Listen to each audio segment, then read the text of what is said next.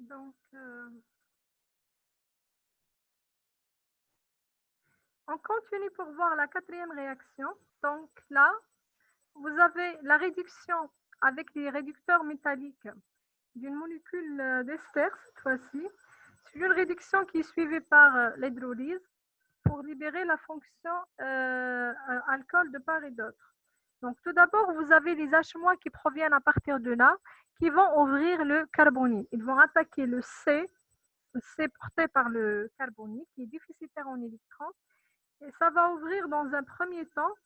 Par la suite, le O- formé il va se rabattre pour éliminer le CH3O-.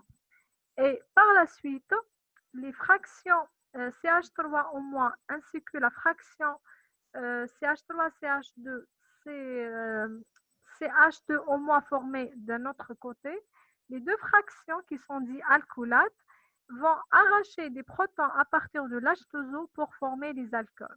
Ceci dit que les groupements, tout ce qui est O- ne peut pas prendre le H- dans le réducteur métallique, mais il va prendre le H+ provenant à partir de la molécule d'eau. D'accord?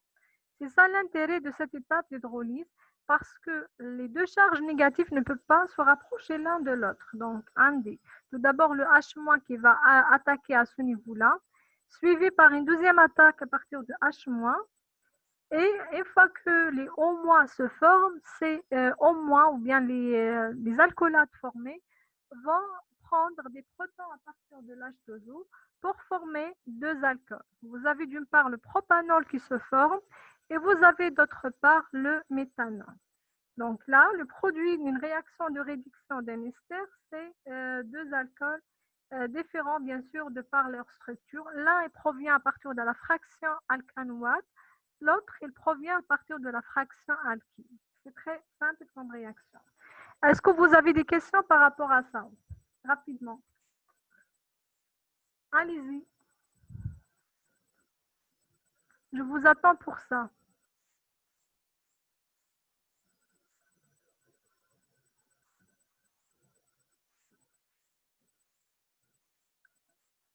Vos questions rapidement, s'il vous plaît.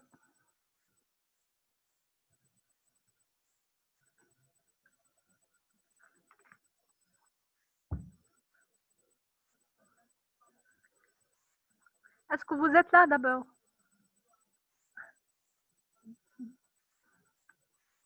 Donc, vos questions, s'il vous plaît.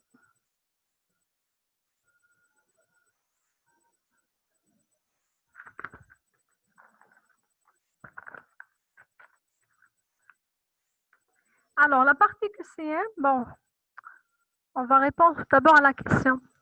La deuxième réaction concernant l'exercice 3, c'est ça.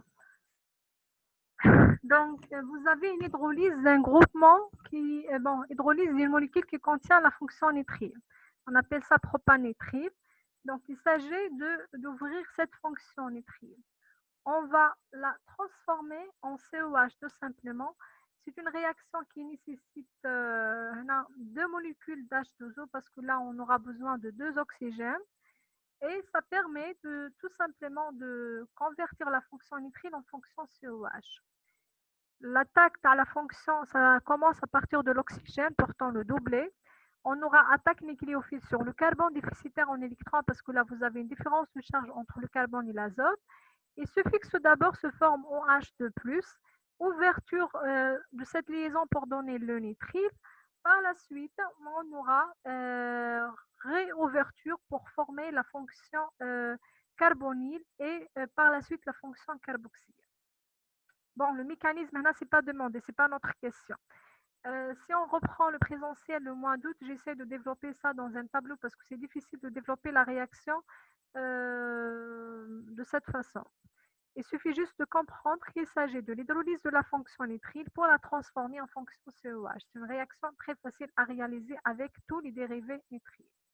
Bon, on passe pour répondre à une autre question. Donc, la dernière réaction. Dans la dernière, vous avez la réduction par les hydrures métalliques. Ce sont des fournisseurs d'hydrures comme le tétrahydrure de lithium-aluminium. Il va fournir le H- qui va ouvrir tout d'abord le carbonyle.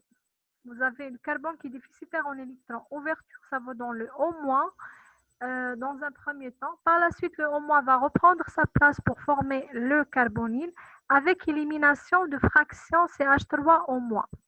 Vous suivez avec moi. Donc, dans un premier temps, on dit élimination de CH3O-. Et j'ai le H- qui s'est fixé à ce niveau-là, au niveau du carbone, avec ouverture. Après ouverture, le O- il va reprendre sa place pour former encore une fois le carbonyle et éliminer le CH3O-. Après tout ça, vous avez le deuxième H- qui va attaquer le même carbonyle et va donner un CH2, ouverture, formation de O- à ce niveau-là. Donc, j'aurai en deux un CH2O-. J'aurai cette fraction, je parle de ça. À côté, vous avez CH3O-, qui lui aussi aura besoin d'un proton pour former l'alcool. Donc, une fois formés les alcoolates, CH3, CH2, CH2O- d'une part, et là, vous avez CH3O- d'autre part. Donc, après formation de ces alcoolates, on aura arrachement des protons à partir de l'H2O. Parce que l'oxygène dans l'alcoolate, c'est un oxygène chargé négativement. Il ne peut pas attaquer un H- qui provient à partir de là. Il doit attaquer le H+ à l'H2O pour former les alcools correspondants. Donc, chaque alcoolate, de part et d'autre, va donner l'alcool à partir des H+ qui proviennent de l'H2O. Mais le début à la réaction, c'est toujours à partir du H- qui va ouvrir à ce niveau-là. Formation d'un CH-.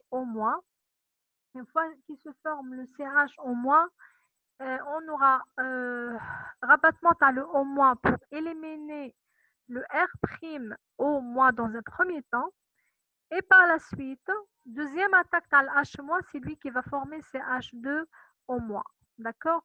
Comme si réaction se produit en deux temps.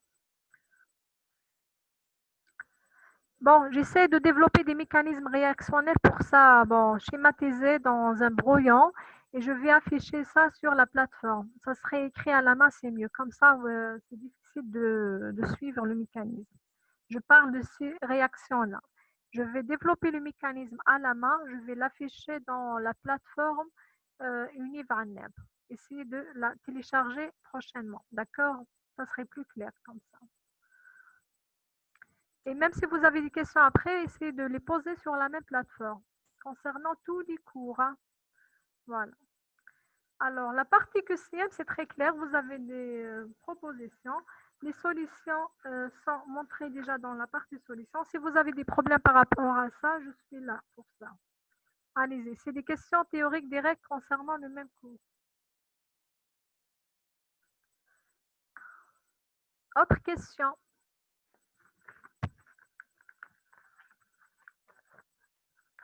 Alors, y a-t-il autre question? Très bien.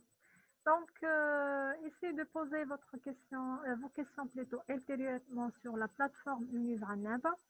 La partie examen, bien sûr, va concerner que des QCM, donc essayez d'être intelligent dans la révision de vos cours. Il faut connaître les réactions chimiques, la nature des produits qui se forment et même la classe de certains produits. Donc, il ne suffit pas de savoir, par exemple, s'il se forme un alcool au lieu d'une amine, mais il faut savoir s'il s'agit d'un alcool primaire, secondaire ou tertiaire. Ça, c'est important. C'est le type de question qu'on vous pose généralement pour tous les cours que vous avez. Et bien sûr, ce sont les cours appartenant aux fonctions qui sont les plus importants pour la deuxième partie, pour le deuxième EMD.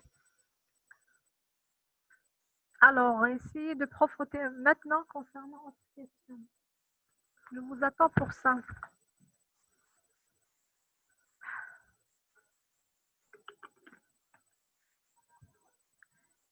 Alors, autre question.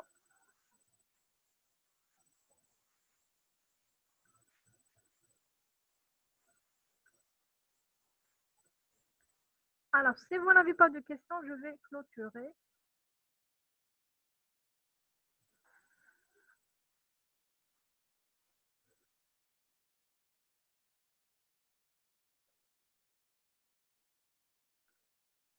Donc, c'est clair pour tout le monde. Donc, merci pour vous.